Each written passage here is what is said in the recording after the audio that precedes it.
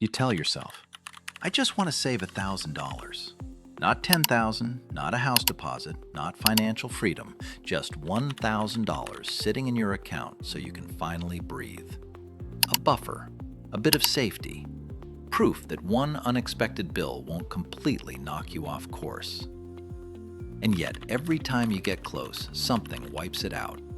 A car repair, a dentist bill, a rent increase you weren't expecting, an energy bill that makes absolutely no sense. You're not living wildly. You're not gambling. You're not wasting money on luxury nonsense. You're doing what you're supposed to do. And yet that $1,000 keeps slipping away. If you've ever sat there thinking, why does this feel so hard when it sounds so small? This video is for you. Because here's the uncomfortable truth. Saving $1,000 today is genuinely harder than it was a generation ago. Not because people were smarter in 1990, not because you're worse with money, but because the math, the system, and the psychology have all shifted against you at the same time. We're constantly told that saving $1,000 is a basic milestone, an emergency fund, a starter buffer, the bare minimum of being financially responsible. And when people struggle to hit it, the advice is almost always the same. Spend less, budget better, stop buying small things. Many people still believe saving money is simply about discipline and willpower. That if you just tighten your belt enough, stay focused long enough, and sacrifice enough comforts, the numbers will eventually work themselves out. That explanation completely collapses the moment you compare today to the past.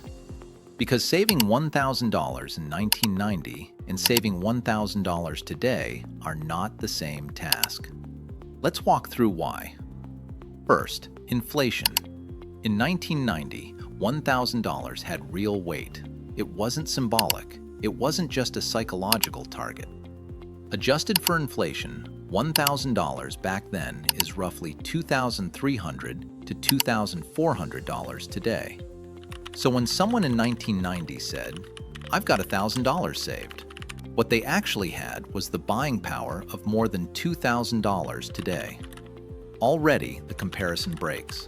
But let's be generous. Let's ignore inflation completely and still compare the effort. Even then, the numbers don't work the same way.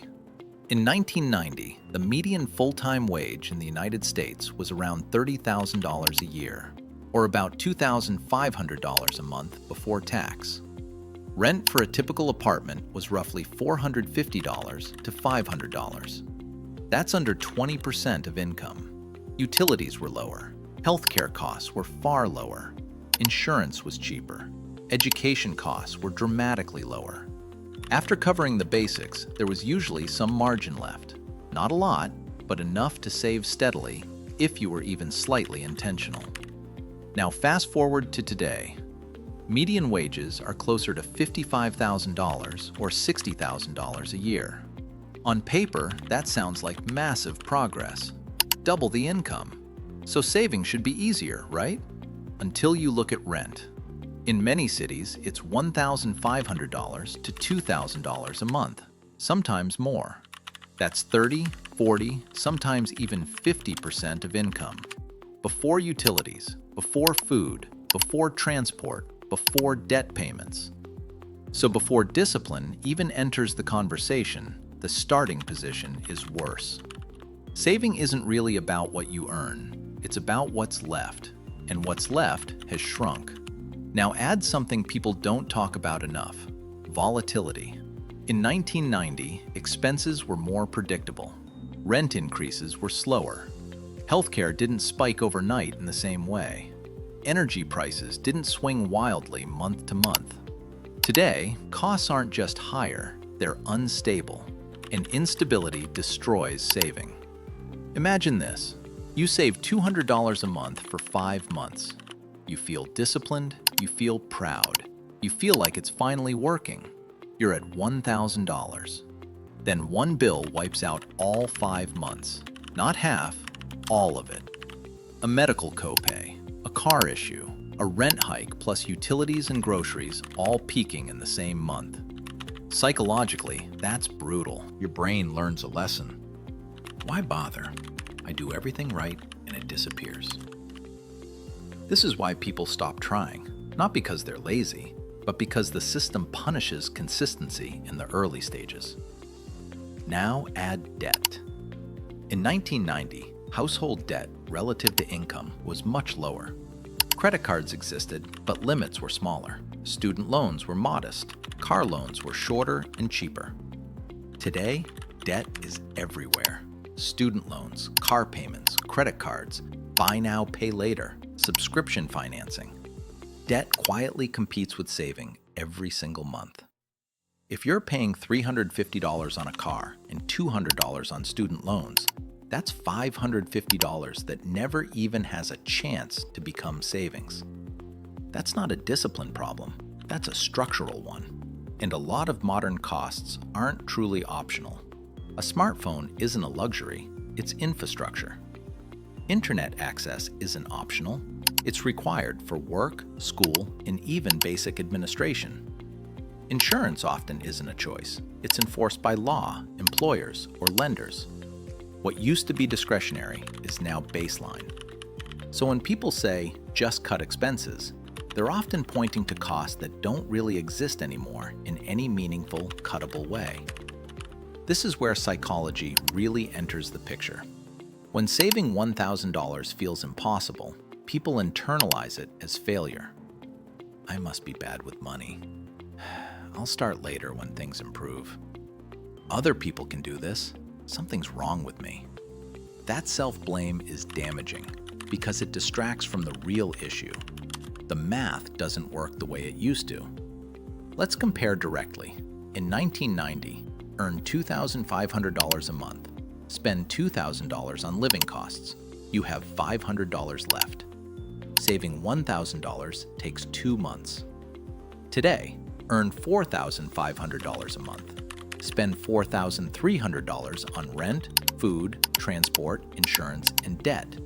You have $200 left. Saving $1,000 now takes 5 months, assuming nothing goes wrong. No emergencies, no surprises, no volatility. That's the difference. Higher income doesn't matter if the gap is smaller. And there's one final shift people forget. In 1990, savings accounts paid real interest. 5%, 6%, sometimes more. Your savings helped you save. The system rewarded you for having a buffer. Today, even so-called high-yield accounts often struggle to beat inflation, so saving feels unrewarding. You put money aside, nothing visibly changes, and prices still creep up. That breaks motivation. This isn't just financial, it's emotional conditioning. So what do you do with all of this? First, stop blaming yourself. Your struggle lines up with the data. The math supports your experience. You're not imagining it. You're not uniquely bad at money. You're operating in a harder environment. Second, slightly change the goal. The real skill isn't just saving $1,000 once, it's holding $1,000. There's a big difference. If you hit 1,000 and it instantly disappears every time, you're doing the hard part, but not getting the benefit. So restructure things. Create a separate account for your buffer. No card, no easy access, no mental overlap with spending money. One account is life support. The other is everyday chaos. Third, reduce volatility before chasing returns. In the early phase, stability matters more than optimization. Can you smooth out your bills? Can you get on equalized payment plans for utilities? Can you renegotiate any subscriptions, insurance, or recurring costs so that big spikes are less frequent? Every bit of reduced surprise gives your $1,000 a better chance of surviving. Fourth, automate small wins. Even $25 or $50 a week matters, not because it's fast, but because it changes identity. You go from, I can't save, to, I am someone who saves even in small amounts. That identity shift is more powerful than any budgeting hack. And finally, understand the phase you're in. Early saving is the hardest phase of the entire wealth journey. Not because you're bad at it, but because you're fighting the system at its strongest point. Low margin, high volatility, high debt pressure, low rewards on savings. Once you consistently hold your first $1,000, something changes. Stress drops, thinking improves. You stop reacting and start planning. You can shop around for better deals. You can say no to predatory credit. You can handle small emergencies without going backwards. Money didn't just change, you did. Saving $1,000 today is harder than it was in 1990. Acknowledging that doesn't make you weak, it makes you accurate. This channel exists to explain the real mechanics behind money, not to shame people for struggling inside a system that changed without telling them. If this helped you see your situation more clearly, subscribe. Understanding the system is the first step toward beating it. Thanks for watching.